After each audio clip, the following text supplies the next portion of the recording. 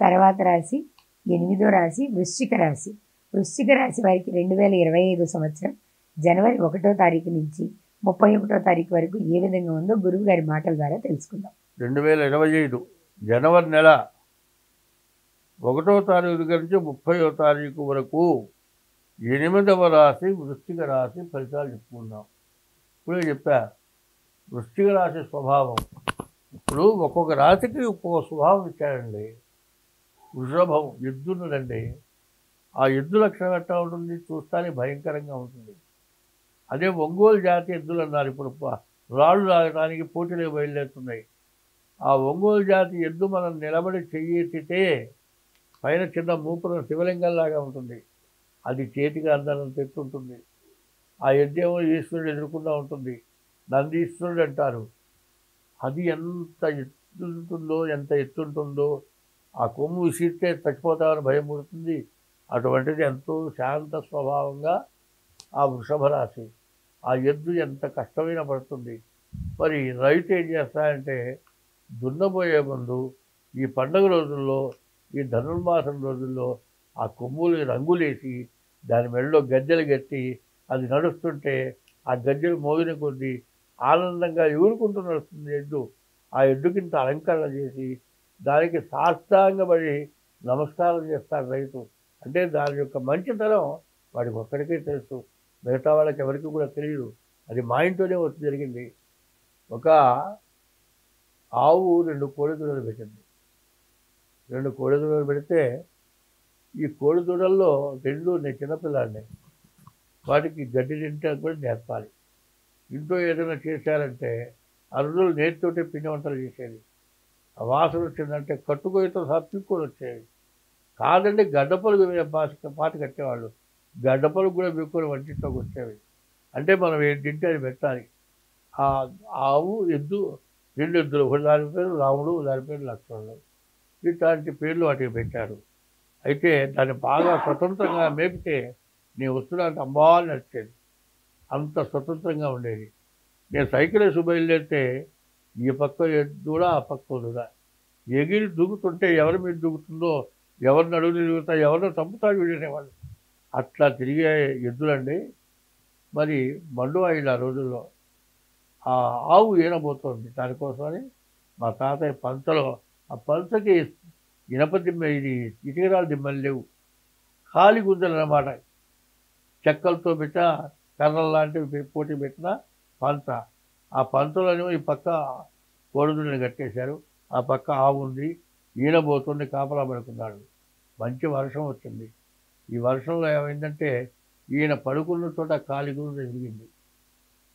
ఆ పాక కిందికి పడిపోయేది. ఈ కోడిదూడ రాముడు లక్ష్మణుడు అంటేనే ఆ లక్ష్మణుడు అన్న దూడ ఆ పంచ ఆయన మీద పడకుండా నడువు పెట్టారు. ఈయన మెరుగుకొచ్చి లేచేపటికి దాని వెన్ను మీద ఉంది. అయ్యో చచ్చిపోతుందా కేకలు పెట్టారు. 4 వచ్చారు. ఆ పంచని పైకెత్తారు, 2 కర్రలు పెట్టారు, పోటీ పెట్టారు. నిలబడది. ఈ దూడ కింద పడిపోయింది. ఇక లేచి నిలబడ్డా, అట్లాగే చచ్చిపోయింది.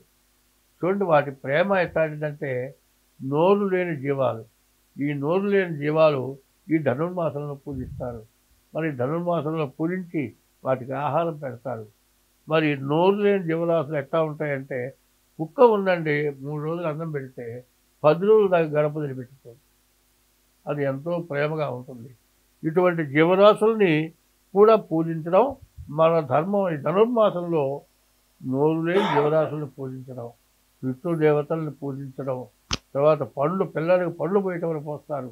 మరి ఇవన్నీ చేయటం, తర్వాత అమ్మవారిని పూజించడం, ఇదంతా కూడా జరిగేటువంటి రోజులు ఈ రోజుల్లో.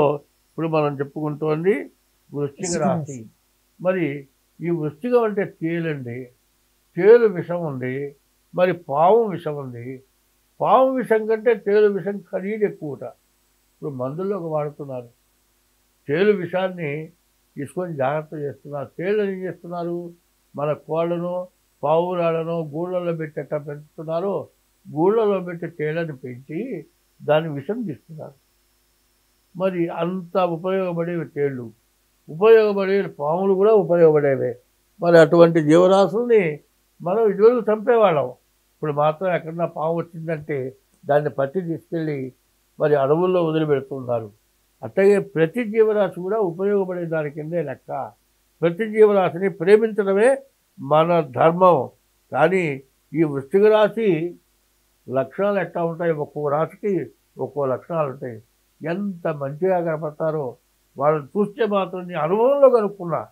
ఇదివరకు మాత్రం వృశ్చిక రాశి అయినప్పటికీ మిత్రం మైత్ర మనోరాధస్య సౌజ్ఞికం అని. మరి ఈ వృశ్చిక రాశిలో వర్షం కురిస్తే మనోరోగాలు పోతాయండి అని శాస్త్రం. ఇది కావాలనుకునేవాడిని. వృశ్చిక రాశి వాళ్ళని కొంతమంది చూసా, మా ఇంట్లో నేను చూశాను. లోపల ఉరకం పైకి ఉరకం, లోపల ఉండే ఉద్దేశం మనం కడుక్కోలేము. సర్వనాశనం అయిపోతారు వాళ్ళ చేతిలో. అంత దుస్వభావాలు ఉన్నవాళ్ళు చాలామంది ఉన్నారు.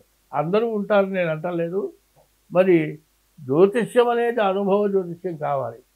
అందువల్ల వృశ్చిక రాశి ఒక్కో రాశికి ఆ రకం పేర్లు అందుకు పెట్టారు కావాలి అనేది నేను ఇప్పుడు అర్థం చేసుకుంటున్నా. ఈ వృశ్చిక రాశికి అర్ధాష్టమ శని.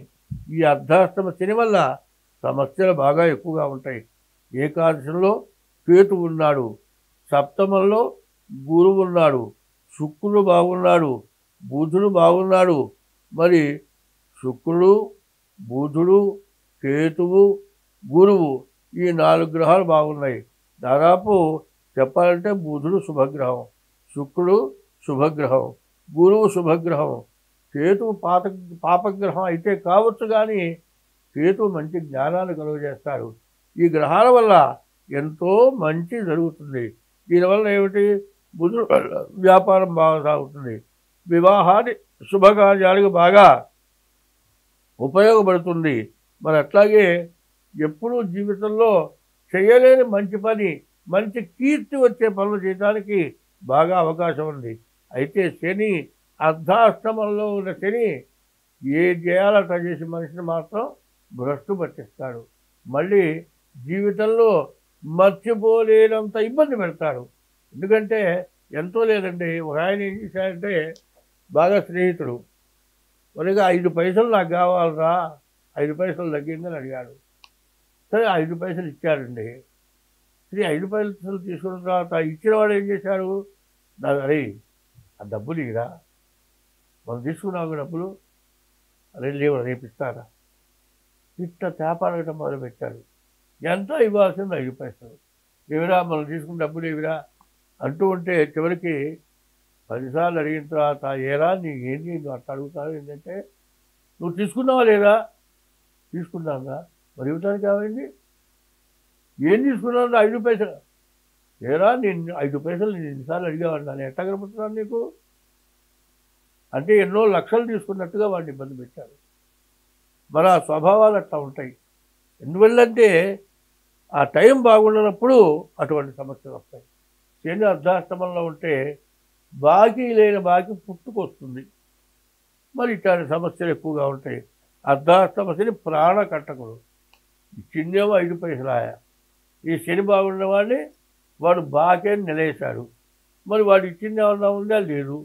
కానీ వాడు ప్రాణం తీశాడు. ఎంత ఇవ్వాలి, 10 లక్షలు ఇవ్వాలన్నాడు.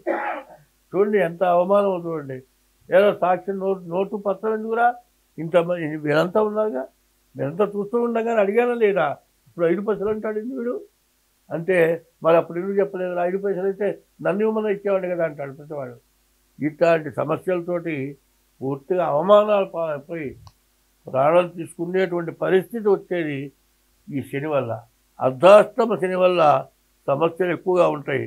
మరి బాగున్నటువంటి 4 గ్రహాలు బుధుడు, శుక్రుడు, గురువు, కేతువు చాలా బాగున్నారు. ఇంతమంది బాగుంటే ఒక్క శని వల్ల, రాహు వల్ల, కుజు వల్ల పూర్తిగా చెడు టైం. కాబట్టి ఈ రాశి వాళ్ళు ఎంత జాగ్రత్త పడితే అంత మంచిది.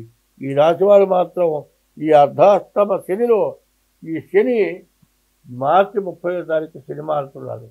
చివరి టైంలో ఎంతైనా జాగ్రత్త పడటం అవసరం. కారణం ఏంటంటే ఒక ఆపరేషన్ చేశారండి, కుట్లేశారు, మారిపోయిన కుట్లిప్ప తీశారు, చెక్కు కట్టింది, విపరీతమైన జలబుడుతోందండి. గోకబాకురా అంటుంటే వాడు గోకాడు. ఈ గోకింద మీదట చెక్కు లేచింది. ఎక్కువ లేచిన తర్వాత కూడా ఇంకా జలుబుతుంది. గట్టిగా గోకాడు, ఆ కోత కోసిన దాంట్లోంచి రక్తం వచ్చింది. ఈ గోట్లో ఉన్నటువంటి మట్టి వల్ల విషం చేరి సెప్టిక్ అయింది. ఇది నిజంగా జరిగిన మాట చెబుతోంది. చూడండి, చివరి దశలో బాగుండే టైంలో చేతులారా చెడగొట్టుకోవడం. అందుకోసం గోకద్దు. గోళ్ళల్లో మట్టి ఉంటుందండి, గోళ్ళు పెంచుకోవద్దంటారు. తినే ఆహారంలో ఈ గోళ్ళ మట్టి పోయిందంటే చాలా అపకారం జరుగుతుంది. అట్లాగే ఈ రాశి వాళ్ళకి చాలా అపకారం జరిగేటువంటి టైము శని, రాహు పూర్తిగా బాగాలేరు, కుజుడు అంతకంటే బాగాలేడు. కాబట్టి వీళ్ళు ఎంతైనా జాగ్రత్త పడటం, జాతక చక్రం వేయించుకోవటం, జాగ్రత్త చక్రం వేయించుకొని దానికి పరిహారాలు చేసుకోవడం చాలా అవసరం, చాలా మంచిది. స్వస్తి.